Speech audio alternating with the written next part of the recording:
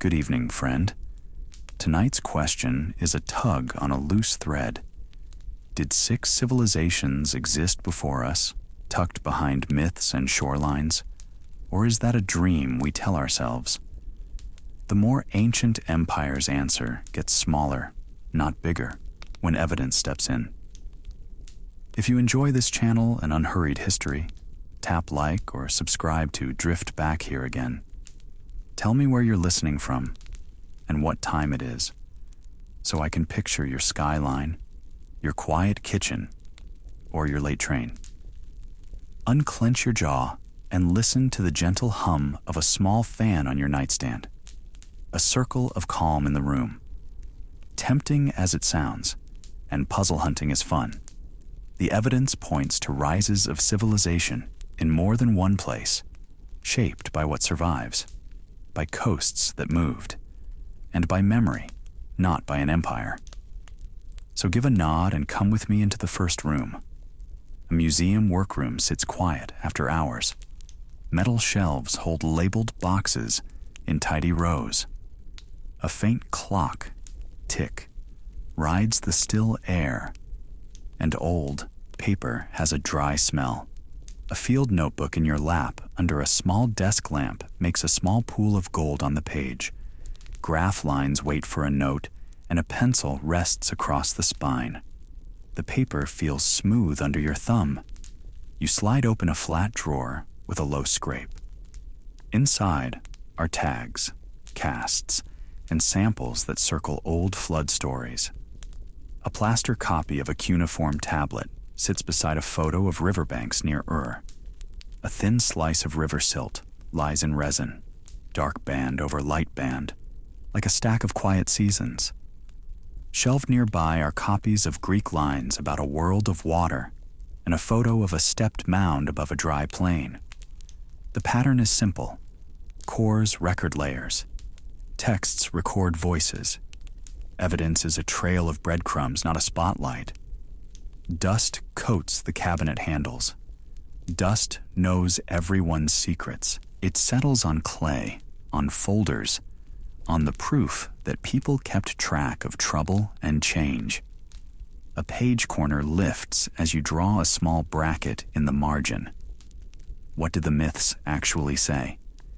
Not what we remember third hand, but what the lines on tablet and paper claim in their own words.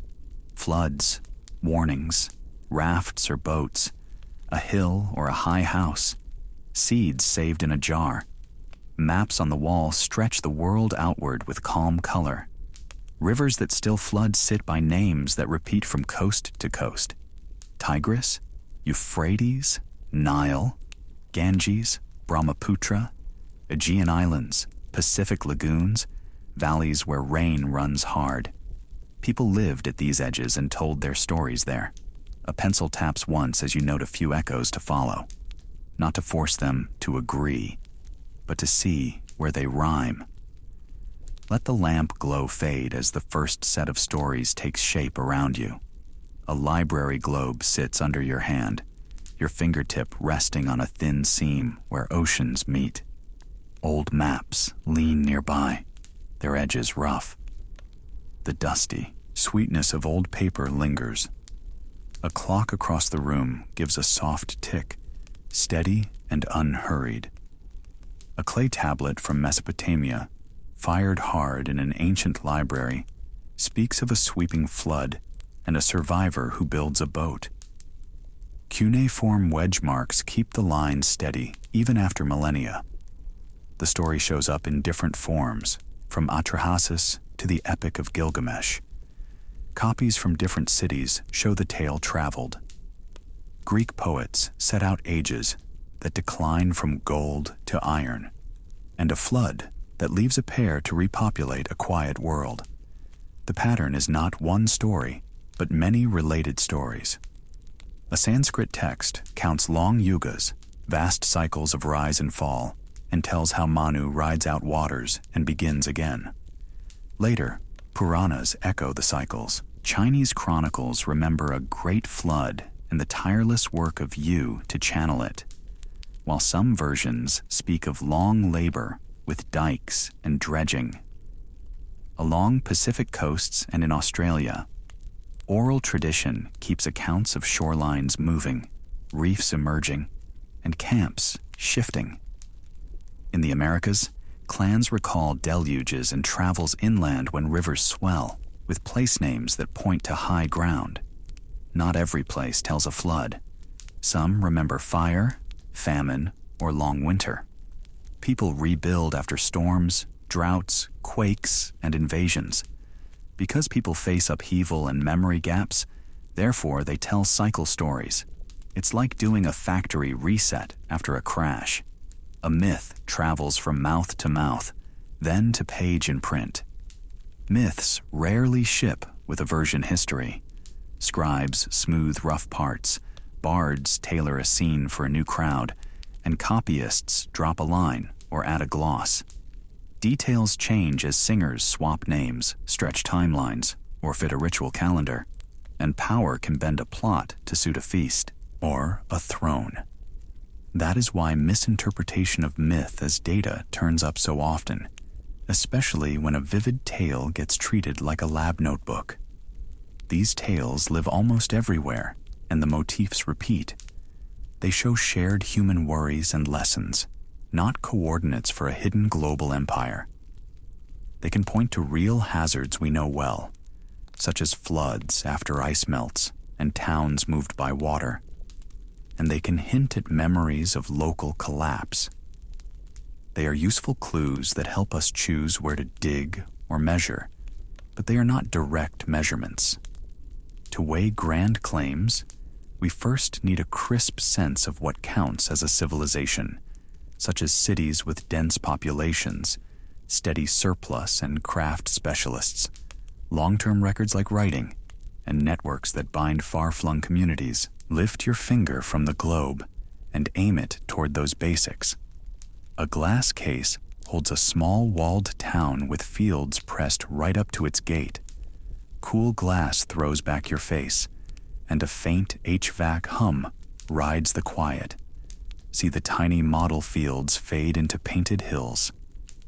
A low wall rings clustered houses, and by the fields sits a grain silo that means harvest can be stored, not just eaten. Settlement size is one marker, since a bigger, denser place leaves thicker layers. Surplus is another, hinted by granaries and storage pits. Specialization shows in workshop corners, a kiln, loom weights, or slag from a smith. Writing or records can appear as tally marks, clay tokens, or seals. Networks show up as roads, harbors, or traded stone and shell that came from far away. Farmers growing more than they need feed potters, builders, traders, and a clerk who counts jars. Because surplus enables specialists, therefore cities and writing can appear. Think of hiring IT only after the shop scales. Early records often track goods in and out, which is the start of bureaucracy in clay and ink. A jar gets a stamp. A tablet lists names and measures. A storehouse door sits under a watchful eye. No surplus, no scribe. These markers give a way to weigh big claims. A true town of thousands should scatter clues across the ground. Rubbish heaps swell with pottery. Workshops leave ash, slag, and broken molds. Quarries bite into hills. Fields and canals cut long lines that still show in soil marks and satellite images. Orders move across space on standard weights and measures. When those pieces cluster together in one place and time, the case is strong. When they do not, the claim is still a tale, not yet a testable site. Archaeology has a visibility bias toward durable materials, stone, fired clay, and heavy metal holdup. Wood, thatch, rope, and skin vanish in wet time. Shorelines shift, so old harbors drown under new seas, and river mud can hide whole blocks. Networks can break into stray finds if a cache gets moved. The clearest things we see now favor what does not rot, which tilts the picture of the past we think we know. Step back from the glass and think about what the ground refuses to keep. Kneel by a quiet shoreline as small waves tap the stones. The salt hangs in the air and the wind tugs your sleeve. Hear the gentle slap of water on rock. Salt water eats soft history. Wood swells, splits, and then rots. Cloth frays into threads, and then into nothing. Bone can dissolve in acidic soils. Waves lift sand, grind edges, and carry light things away. Storms cut the shore, drop it, then rebuild it somewhere else. A stone tool can handle time better than cloth or wood. Pick up a smooth pebble and feel grit under your fingertips. Hard things stay longer.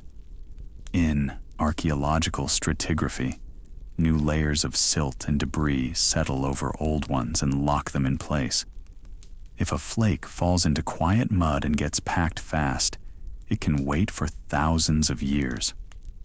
Coasts also move. After the last ice age, seas rose more than 100 meters and drowned old beaches and river mouths. People liked those places because food was close and travel was easy. Therefore, many campsites and early villages now rest offshore. Divers find some hints on shallow banks and in old lagoons, but most lie under silt and cold water where it is hard to work. Archaeology itself is a sample, not a full record. We dig where roads, farms, and projects give us a trench, or where a storm opens a cliff. Many places never get a test. That is sampling bias, and it tilts what we think we know, like losing photos when the cloud plan lapses. The past didn't pay for extra storage. Gaps are expected noise, not proof of secrets. A blank stretch on a map or in a layer can mean wood was used, soil was harsh, or the sea took the shore. A clean stone tool might sit alone because its camp washed away. A pile of shells can remain while baskets, huts, and nets vanish. We know this pattern from sites on river bends, from dunes that march, and from harbors buried under silt. When we miss a city in a region built in timber, that still fits the rule. What lingers is what was hard, buried fast, or just very lucky. Strong anchors still show up. In Mesopotamia, clay tablets were baked hard by chance and by kilns. In Egypt, stone blocks and carved walls bake in bright sun and dry air. In the Indus lands, seals pressed into steatite survive in collapsed rooms. In early China, bronzes cast for ritual were buried and kept their shape. These are durable records that keep names, weights, taxes, and stories. When we stack those finds in careful order, the picture holds steady, even as waves whisper at our feet. Stand and take the path inland toward the first strong anchors. Glass cases line a long gallery with tidy labels for rivers and towns. We walk past Uruk, Memphis, Harappa, Anyang, and Corral, each paired with a map. A faint echo of footsteps follows us on cool stone. Feel the slight chill of a high-ceiling hall. Placards point to river backbones and coasts. Uruk sits between the Tigris and Euphrates. Egypt steadies along the Nile. The Indus gives Harappa its wide plains. The Yellow River feeds early China near Anyang, and short Peruvian rivers let Corral rise on a dry coast. Mesoamerica grows later in wetlands and ridges. Not classic floodplains, yet it counts as its own start. Canals, dikes, and granaries show up in the diagrams. Sumer begins as a city-state mosaic with councils and kings setting rations and rules. A cuneiform tablet rests in one case, its wedge marks neat and durable. See clay impressions under steady museum lights. Writing, tallies. Grain, beer, and labor. Trade routes carry lapis from Afghanistan, copper from Oman, timber from Lebanon. Monuments lift the skyline with ziggurats, pyramids, and long platforms for ceremony. A pattern stands out across the river maps. Because rivers fed surplus, therefore early states clustered in floodplains, like startups crowding fiber-heavy districts. Bandwidth mattered, even in mud. Boats glide on the Nile like warehouse trucks. Mesopotamian canals pull fields into markets. Caravan paths link oases to city gates. Dates and styles separate the stories. Uruk expands by about 3300 BCE, with temples and ration lists. Egypt knits its Nile towns into a pharaonic order, with its own art and tomb plans. Indus, cities lay strict grids and drains, yet their script is not cuneiform and still resists reading. Early China uses oracle bones and heavy bronze cast in local forms. Corral in the Andes builds platform mounds, while pottery remains rare. Each case points to an independent rise, which undercuts the idea of one hidden mother civilization. These systems carry weight and risk. Salty soils creep into some Mesopotamian fields when irrigation stays high. Nile floods swing from fat to lean across long cycles. Parts of the Indus system thin as rivers shift their beds. Forts, walls, and broken stele whisper of rivalry. Archaeologists stress a shared vulnerability to drought and conflict. Cities shrink or move, then new centers gather people again. Trade goods, tax lists, and town plans tell a clear tale. Complexity does not need a single spark to travel the world. It arrives where food can store, people can coordinate, and leaders can lock in labor, and it can fade when those supports falter. Yet there is one more bend to follow. Some signs of scale and planning appear even before the classic city, in big villages and gathering places that pull crowds and ideas. Let's angle away from the floodplains and up the older ground. We turn toward earlier hills, where towns were not yet cities, and people still found ways to organize. Take a slow breath in to a count of 4. Let a longer breath out, easy and unhurried. Air cools at the tip of your nose. Your ribs ease. Stories from many cultures record floods and turning ages. Stories exist. Markers help. Gaps are normal. Radiocarbon dates, stratigraphy, and shoreline maps give us bearings. Tree rings and ice cores log big shifts. After the last ice age, seas climbed and coasts walked inland. Stone lasts longer than wood, so fire pits and pots outlive rope and roofs. From these markers, we sketch timelines. The strongest pattern shows many places learning farming, craft, and trade on their own. Sea level curves and buried deltas fit that picture. There is no single layer that points to a vanished world-spanning empire. A quiet museum case can hold one pot, but not a whole drowned village. Lower your shoulders, then unclench your jaw. Patient evidence beats hurry. Dates get revised, but the broad lines hold. New cores and re-excavations adjust edges, not the center. There is no need to solve it tonight. Think of it like letting a jigsaw rest on the table while the picture slowly clears. Feel the blanket's edge against your wrist. Its weight is steady. That small cue is enough. Brains file memories during sleep. New links often settle while you rest. Curiosity can stand beside calm, without fuss. You can set the question down like a book that keeps your place. Hear your own breath quiet and even. Take one more easy breath in, smooth and steady, and let it out. Coastlines shifted. Wood, rope, and cloth vanish. And because, therefore, we do not need a hidden empire to explain gaps. Pre-city life held real complexity in gardens, fishing grounds, and meeting places. Villages traded, shared rights, and mapped seasons before tall walls or kings. Obsidian moved hand to hand. Shells traveled inland. Ceremonial circles rose where seasons turned. Let your breath settle. and let the older stones come back into view. A carved stone pillar rises from a sunlit trench. Fine dust sits on your fingertips as a soft brush clears a groove. See chisel marks catch thin light. At sites like Göbekli Tepe in southeastern Turkey, people set up these tall T-shaped stones around 9600 to 8200 BCE, long before streets and markets. Foxes and boars appear in low relief on their faces. The work is careful and heavy, and it lies in pre-pottery Neolithic layers that build up over time. Field notes list hearths, animal bones, and flakes of flint around the rings. Under the cool shade of a tarp, archaeologists plot post holes on gridded boards.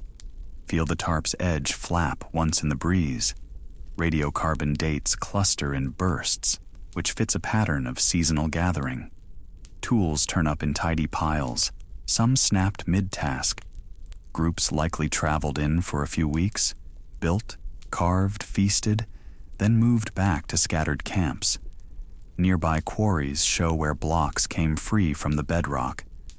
Teams probably levered them onto sleds, then dragged them with ropes and many hands.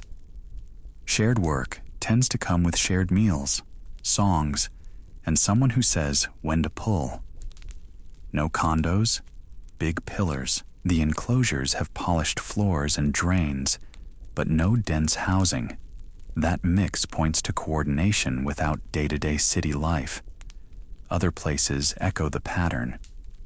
Stonehenge bones show pigs slaughtered mostly in winter, hinting at timed gatherings. Orkney temples grew as farms and small villages fed short building seasons. Poverty Point in Louisiana rose quickly, with earth hauled by many visitors who left for home after. Aguada Phoenix in Mexico stretches as a vast platform built before kings and palaces are visible in the record. Because people coordinated seasonally, therefore monuments could precede cities. The calendar and the crowd can solve big jobs before councils and scribes exist. Like a pop-up stadium built by volunteers for a festival. People arrive, lend their bodies and tools, share food, watch a ceremony, then pack up. The stadium stays as a memory anchor for the next cycle. The builders do not need blocks of apartments or wide streets to make it happen. Stored food shows up in cautious signs. Deep pits hold grain husks and carbonized seeds at some ritual centers. Grinding stones sit by fire spots. Large stone basins at nearby sites may have brewed a sour drink for feasts, though residues are still studied. Hunters could dry meat for a trip, and early farmers could spare a measure of barley after harvest. Planning lives here in tools and leftovers, not in ink. Complexity without writing or dense urban life is real. Communication would have run by memory, marks, and meeting times. Carvings, alignments, and paths worked like reminders on a wall calendar. A leader knew the right moon, a singer knew the crew rhythm, and a craftsperson knew the angle of a chisel. That is organization, even without ledgers. The pillar in the trench is a receipt you can touch. Rivers and coasts pulled these gatherings like magnets. After the last ice age, seas climbed over old beaches and estuaries. Many early camps and meeting grounds likely sat on those flats, which moved. Fishermen pull stone tools from nets near former shorelines, and sonar maps hint at walls and ditches. Divers sketch drowned forests on the North Sea floor where Doggerland once stretched. Some monuments waited on high knolls, but others may rest offshore now. Fold the site map and let your gaze drift toward the glinting waterline. A small research boat rises and settles on a gentle swell while a sonar screen hums at your elbow. Diesel hangs thin in the air. A cool spray touches your sleeve, and you hear the hull creak softly between waves. Watch green lines crawl across the sonar as the machine paints the dark beneath us into bright shapes. The glow is steady and patient, like a quiet lantern for the seafloor. At the end of the last ice age, sea level stood about 120 meters lower than it does today. Ice melted in fits and bursts between roughly 20,000 and 7,000 years ago, and the shoreline kept stepping back. We search here because seas rose dramatically after the Ice Age. Therefore, old coasts lie offshore. Once dry plains now sit under meters of water, and ancient rivers run as buried channels out beyond the surf line. It's like the cafe moved uphill while you slept. Underwater archaeology turns that simple map into hard work. Visibility drops to a few murky meters. Currents tug at lines. A dive window shuts with a change of wind. The gear costs money and time. Archaeology hates scuba bills. On a sonar map, a straight ridge can look like a wall, and a jumble of blocks can look like a dock. These can be false positives from natural formations. Basalt fractures into tidy steps. Sand ripples group into stripes. Coral grows in rings that only pretend to be foundations. Some hits hold up when people go down. Off Israel at Atlit Yam, divers mapped a drowned village with wells and stone circles, about 9,000 years old, preserved under quiet, shallow water.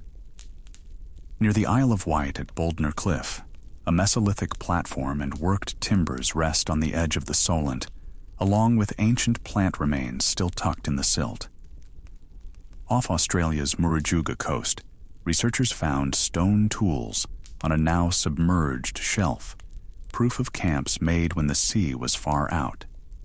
In the North Sea, cores and nets pull up peat, wood, and bone from Doggerland's old marshes, which stretched from England to Denmark when the channel was dry land. Elsewhere, some famous pictures fade under scrutiny. The stepped slabs at Yonaguni in Japan match natural jointing in the bedrock. In India's Gulf of Khambhat, city debris turned out to be river lane stone and artifacts washed from multiple ages. The payoff is steady but narrow. Some sites are real and reachable. Many are noise or natural. The sonar makes crisp shapes, but ground truth still lives in a glove full of mud and a bag full of cores. A team can follow a bright rectangle and meet bare rock, then move a few meters and find a hearth under a dusting of shells. Even when a site is there, it tends to be small in footprint. Waves erase walls.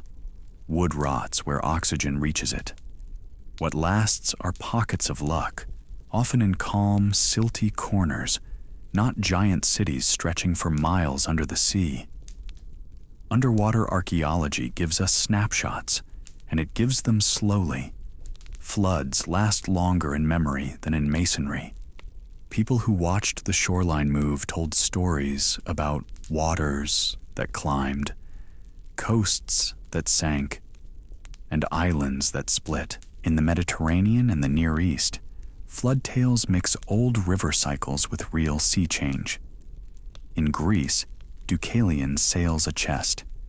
In Mesopotamia, a hero rides out a world of water.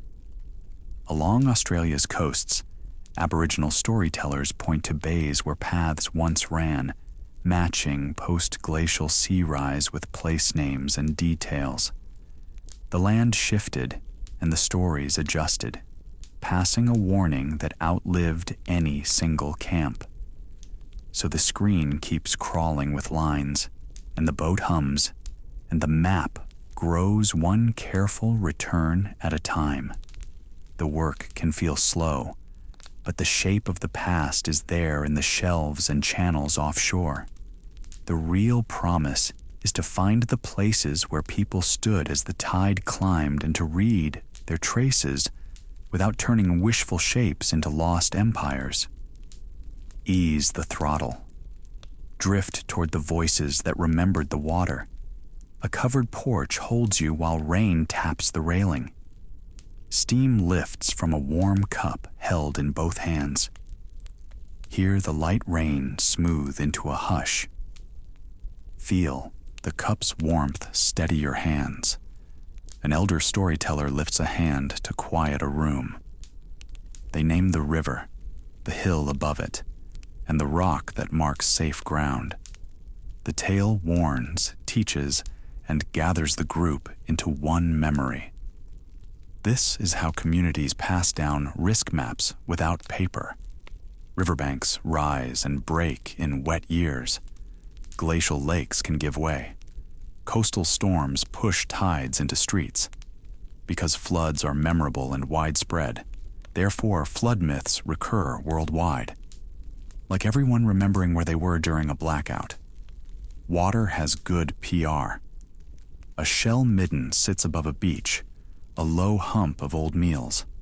It looks like pale gravel, but it records centuries of clams and oysters, with ash, bones, and broken tools in the mix. A storm layer can drop clean sand across the heap, a neat stripe that says a big wave reached this far. When sea level rose after the last ice age, some middens ended up inland, which marks the old shoreline like a quiet signpost. Stories also hold marks, but in a different way. Flood tales can preserve kernels of real events, like a tsunami run-up height or the memory of a drowned valley. They do not come with schematics for vanished empires. When we want a grand lost civilization to be true, we meet confirmation bias, the habit of noticing the hits and ignoring the misses. Hearing one tale that sounds like Atlantis and skipping the hundreds that do not is how a wish turns into a false pattern. Fieldwork checks the ground. Cores come up from lake beds and deltas as long cylinders of mud, each layer full of pollen, tiny shells, and grains of sand that point to calm years or violent surges. Radiocarbon dates fix the timing of charcoal flecks from old fires. Coastal surveys map drowned forests and harbors.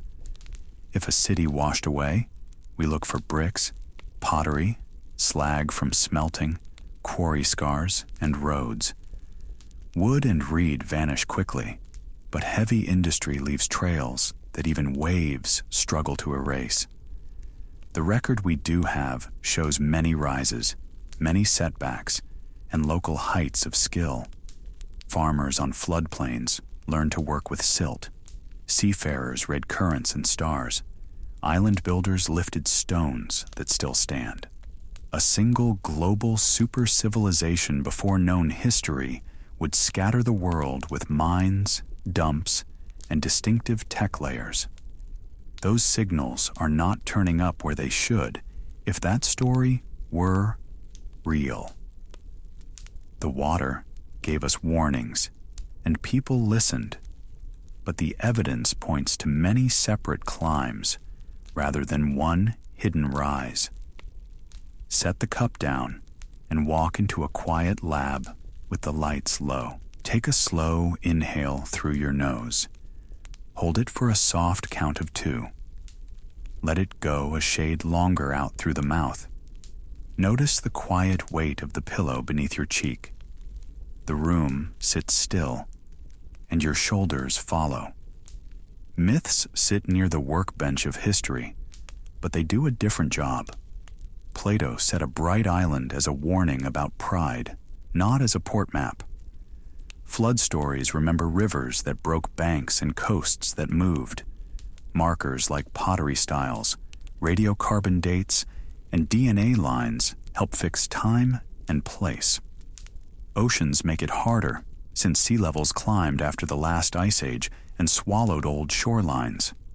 Coral terraces and drowned caves show where waves once stood. Doggerland, a wide plain now under the North Sea, held campfires and tracks. A few ports and roads lie offshore near later coasts, yet they match known cultures on land. Sites like Göbekli Tepe show planners at work before farms spread. Tree rings tune radiocarbon clocks so layers line up.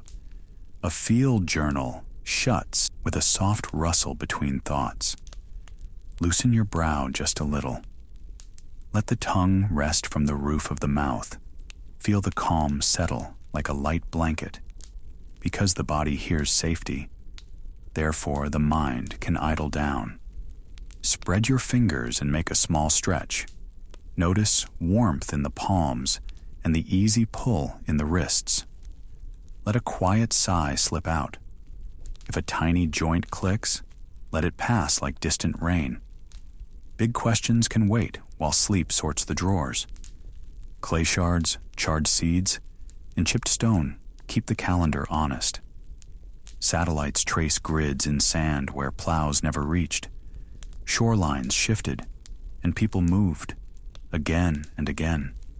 Cities rose in river valleys after farming took root. Ice left its marks on cliffs and maps. Memory rides in songs and names, long after the hands that told them are gone. These lines will still be there tomorrow, steady and patient. Take one last easy breath in. Hold it for a blink, then let it out smooth and slow. The hallway of the mind grows quiet, and the room settles. Let the lab lights brighten gently. Time to check the tools we trust. A lab technician steadies a squat spectrometer and turns a small dial to match a calibration standard. The room carries a low equipment hum and the clean smell of ethanol wipes. A radiocarbon sample sits in a labeled vial beside a set of known age standards. A tiny red LED blinks in a steady rhythm. The countertop edge under your palm feels cool. In radiocarbon dating, atoms that once cycled through a plant or animal now quietly decay, and the ratio of carbon-14 to carbon-12 compared to well-dated tree rings and corals converts that decay into a calendar window that a lab can report with clear margins. Strata in the ground add a second voice. Layers stack in order, so a pot below a hearth is older than the ash above it. Tree rings add another check. Ice cores carry volcanic ash that matches known eruptions. Thermoluminescence and optically stimulated luminescence clock the last time grains saw sunlight. Coins, inscriptions, and ceramics shift in style through time. Because multiple methods converge, therefore, extraordinary claims need extraordinary evidence. Think of it as two-factor authentication for the past. Password, evidence. Peer review keeps that system honest. Labs publish their methods, list the uncertainties, and note the controls.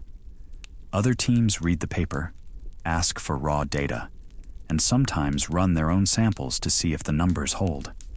If a background count was too high or a curve was misapplied, the critique points to it, and the date gets revised.